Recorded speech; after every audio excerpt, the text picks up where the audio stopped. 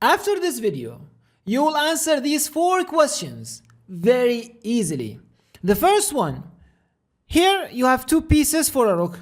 Will you exchange queens or not? And if you are black, will you accept the queen's exchange or not? Second position, here, again, 2 pieces for a rook. Will you exchange the rooks here or not? And if your opponent played rook b2, will you take it or not?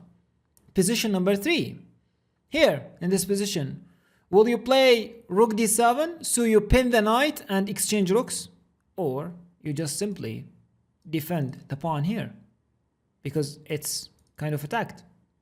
Fourth position, here you're black. Will you exchange queens and then grab one more pawn or not?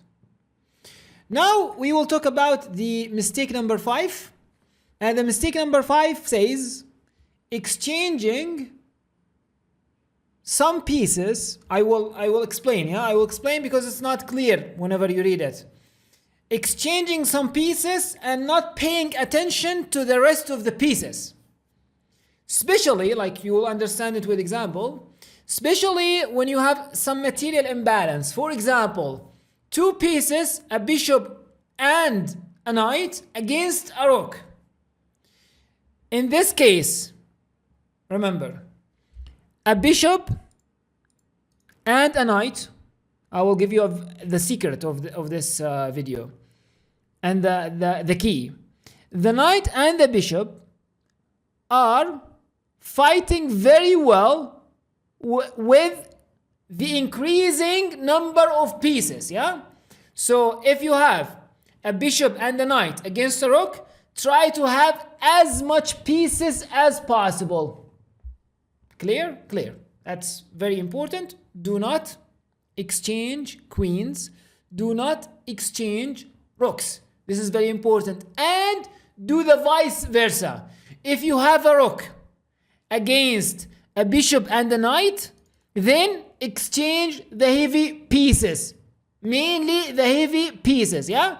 So here in this position, white player was almost 2100 rated and he played the bad move queen c2, and after queen c2 his opponent 2000 player accept that exchange, and queen c2 was a bad move. What should have been done? Rook c4 was a better idea. So you keep attacking chances. You keep attacking chances against the king, and you can make the best usage and the best use of the knight and the bishop together. For example, rook c4, and after a3, a2, a1, simply rook a4 stabbing the pawn, queen b3 attacking the rook, queen g4 supporting, a2 wanted to queen, but the rook is controlling, queen e4 attacking the rook here, sometimes queen e7 if the rook moves away, then rook d to d7, and now some mating threats like queen takes followed by knight h6, rook f7 to support that, queen a6, and the pawn will be taken thanks to a threat against the king, so the rooks cannot fight that well, and the queen is super dangerous to the king.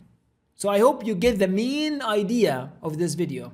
Let's see one more example. Here, 2 minor pieces, a bishop and a knight. And as we said, a bishop, if you have a bishop and a knight against a rook, keep as much pieces as possible, especially heavy pieces, rooks and queen. So here, in this position, white played rook b2. And you are amazed, or you will be amazed by the rating of the white player. 2300. So rook b2, and that was not accurate move. And the best was knight takes e4, and after rook takes a2, for example, bishop f6. And after bishop f6, black has some back ranks issues, so this rook cannot leave the back rank. And the knight is coming actually, some sort to h6, somewhere to e4 to f6, and white is keeping some attacking chances, yeah? And this king cannot participate, this rook cannot participate. While, as what happened in the game, rook b2 is played. But because black doesn't know this information, he kind of trust white's judgment as the exchange will be in his favor. So he played rook e4, which was a bad move. The best was rook takes. And after bishop takes, a very interesting move was g5. The point of g5 is if you take, then there's g4, and when you take, the rook e2 is coming. And f2 is under fire, and rook takes e2 is coming as well. After that, the a pawn will be like pushed, yeah? So, and black is doing great. And maybe rook c2 is a threat, because attacking the knight, that is the protector of the bishop. Oh, that's great. So after rook b2, actually, this was a bad move. White played rook b4, which was not accurate. Bishop d2 was better, but anyways, that out of the scope of our video. Third position, second to last, here. Now you know this information, and this is actually a very useful one, as this is actually kind of repeated theme in your games, yeah? In our games. So here, black was 2300 again, and instead of playing the thematic move, because we are fighting two pieces against a rook, what should I do? The best is to exchange heavy pieces as the defensive mechanism. If we are white, we should avoid that. So here in this position, the great move was rook d7. After rook d7, yes, you sack a pawn, like after knight takes c3, rook takes d1, knight takes d1. But now, you know something. The cooperation between white's pieces will not be great. Now black has rook c8, maybe rook c2 is coming, and actually I do have the files. I can play on the files lonely, yeah, without any participation, without any opposition. But in the game, rook c8 was played, and now a great move by white, rook c1. Why rook c1? To avoid rook d7 ideas. And now c2 pushed, and now knight b4. Knight b4 attacking on c2. Knight f6, and now a bad move. The bad move was rook takes c2. This is not a move that makes white's position less good. No. White's position is still great, and maybe +1 even. But if the rooks stayed on the game, and ideas, for example, like bishop a6 attacking the rook, and after rook d8, knight d4, for example, closing the file, and then rook takes c2 is coming later on, avoiding the exchanging of the pieces, then this position is almost minus or +3 for white. But after rook c8, rook c1, rook c2, knight b4, knight f6 is played, which was not a great move. Now rook c2 played.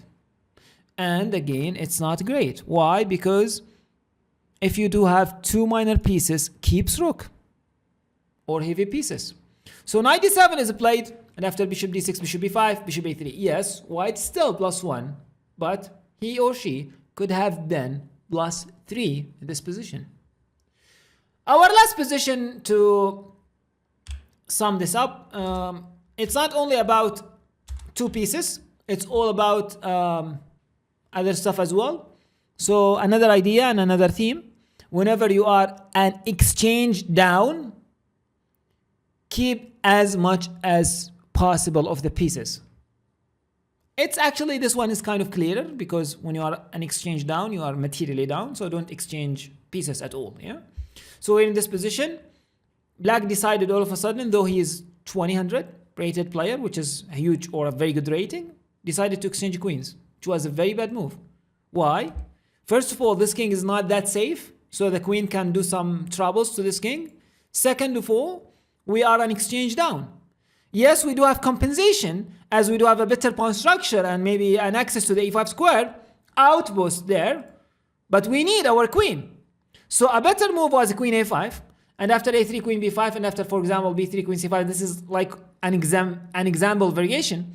So now attacking here, attacking there, one more pawn will be taken, and most importantly, this king cannot be safe.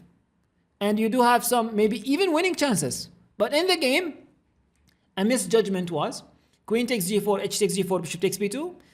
Black thought like, okay, I'll go rook b1, and after bishop d4, rook takes b7, there's bishop b6.